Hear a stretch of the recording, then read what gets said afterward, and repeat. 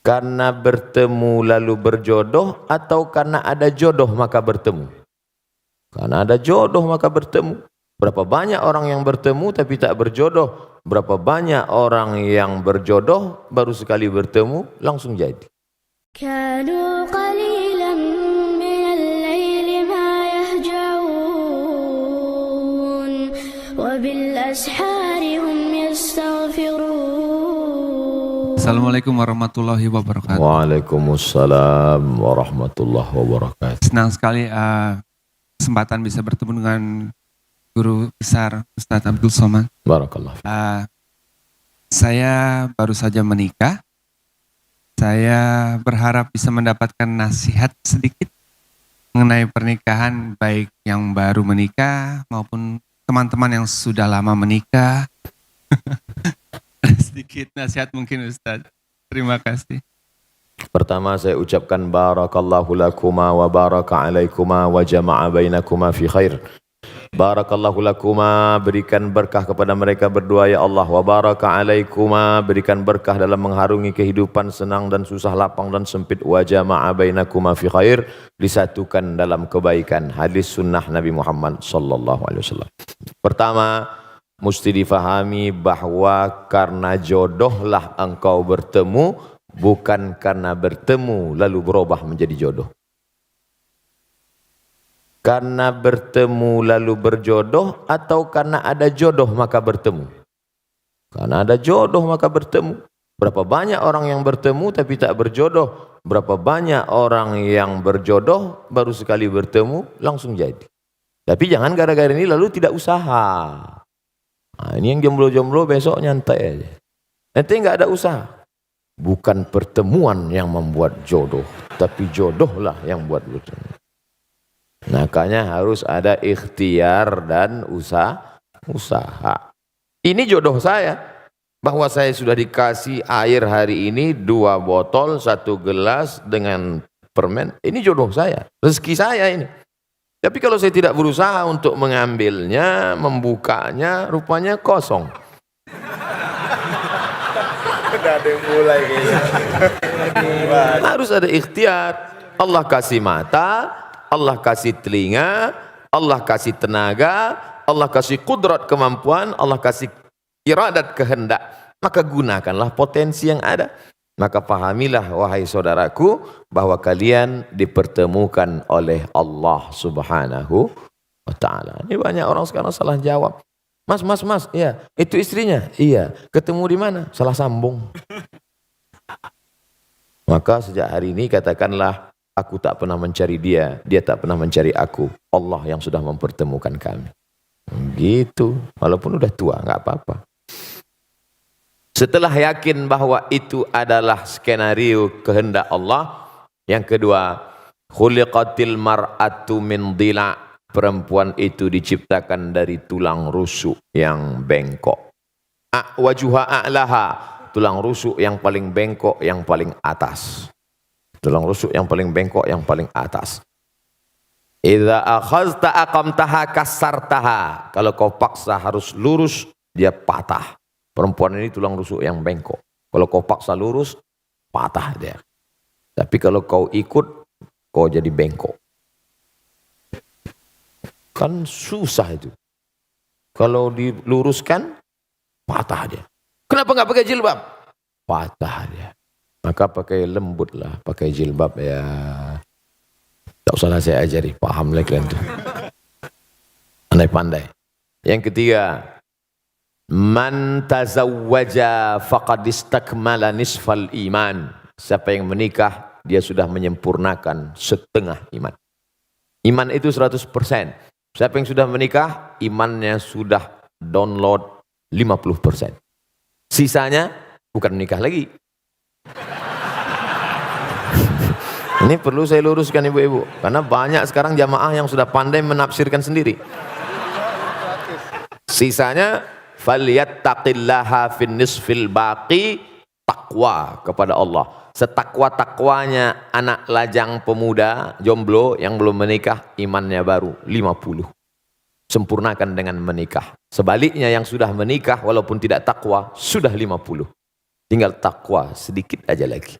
Oleh sebab itu maka bersyukur kita, sahabat-sahabat kita. Mudah-mudahan yang belum berjodoh ditemukan Allah jodoh.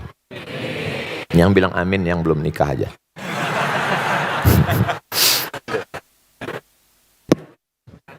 Masih ada. Ini baru 3. Yang keempat, dulu ketika engkau sendirian, wahai saudaraku, yang kau urus solatmu saja, yang kau urus jilbabmu saja.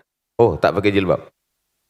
Tapi setelah kau menikah, sekarang ada beberapa gerbong kereta di belakangmu, tanggung jawabmu besar. Dulu yang penting solat sudah, tapi sekarang kau sudah menjadi imam. Berusahalah menjadi imam yang baik. Yang kelima, nikah dalam Islam bukan hanya seks, tapi ada yang lebih bermakna daripada itu. Ada amal yang mengalir. Yang tadi rajin solat duha, stop kalau mati. Yang rajin baca zikir doa, habis kalau mati. Tapi yang menikah ada amal yang tidak mati. Waladun salihun, anak yang soleh.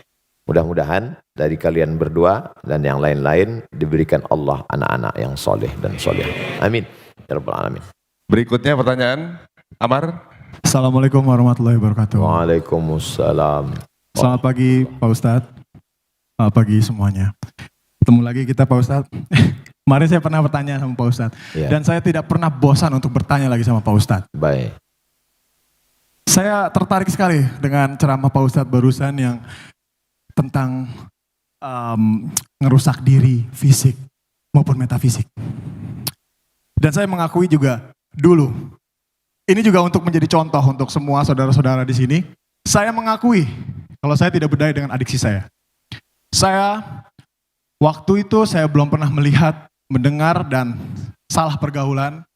Hingga saya tiba-tiba ditarik oleh pihak yang berwenang.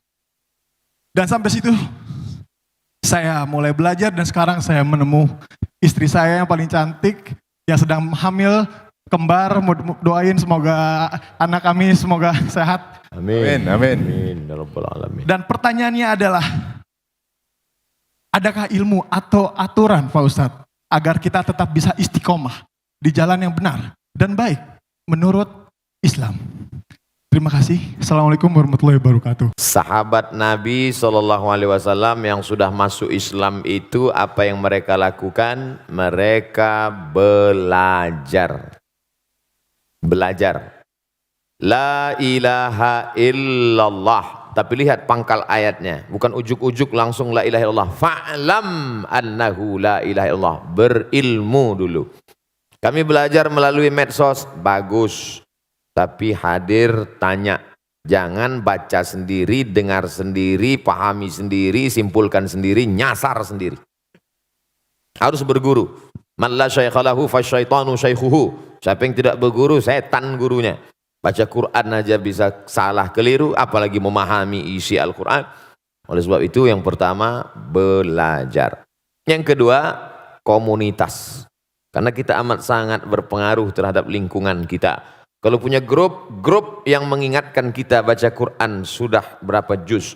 Kalau punya komunitas yang ngajak kita kepada sholat berjamaah. Kalau kira-kira keberadaan kita di komunitas itu tidak mendukung iman kita, keluar. Kalau saya keluar dari komunitas ini, lantas siapa yang berdakwah Pak Ustadz?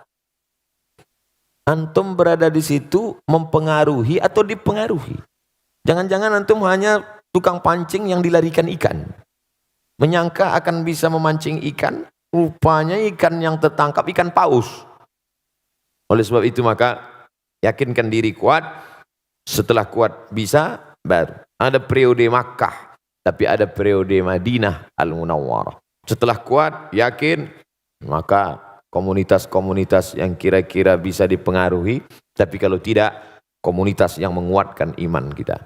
Yang ketiga, pentingnya menerima nasihat bukan hanya dari telinga, ceramah, khutbah, seminar, pengajian, tausiah, tapi nasihat mata yang tidak bersuara, tak berbunyi. Wa kafa bil mauti wa'iza. Cukuplah kematian sebagai nasihat. Makanya kalau ada orang meninggal, datang, Syukur-syukur bisa ikut gali kuburnya, ikut masuk ke dalam. Man syahidal janazata, siapa yang menyaksikan jenazah hatta tusalla alaiha, sampai solat jenazah, dapat pahala balasan qirat, 1 qirat. Wa man syahidal janazata hatta tudfan, siapa yang menyaksikan solat jenazah ikut sampai ke pemakaman, lahu qiratan, dapat 2 qirat. Sahabat bertanya, wa mal qiratan ya Rasulullah, apa 2 qirat itu wahai Rasulullah? Rasulullah menjawab, mithlul jabalainil azimaini, seperti 2 gunung bukit yang pahala besar. Apa hikmah di balik itu? Melihat nasihat dengan mata. Kalau dilaksanakan ini insya-Allah masuk yang keempat, jangan lupa mohon doa. Makanya selesai pertemuan berdoa. Selesai, Ustaz doakan saya, doakan juga saya. Ustaz mohon doanya, doakan juga saya. Saya tak pernah berhenti mengucapkan itu. Karena kita tak tahu entah dari mulut yang mana doa itu menembus pintu-pintu langit. Boleh jadi kita merasa kita hebat, kita berilmu, tapi hati kita kotor. Ada dia yang bukan ustadz, bukan siapa-siapa, baru saja tobat, bersih hatinya sebersih-bersihnya. Lalu dari hati itu terpancar doa, dari doa itulah dikabulkan Allah. Makanya selalu saya katakan, doakan Ustadz Abdul Somad, doa dalam keadaan mati husnul khatimah. Jangan sekarang, kita masih ada jadwal lagi.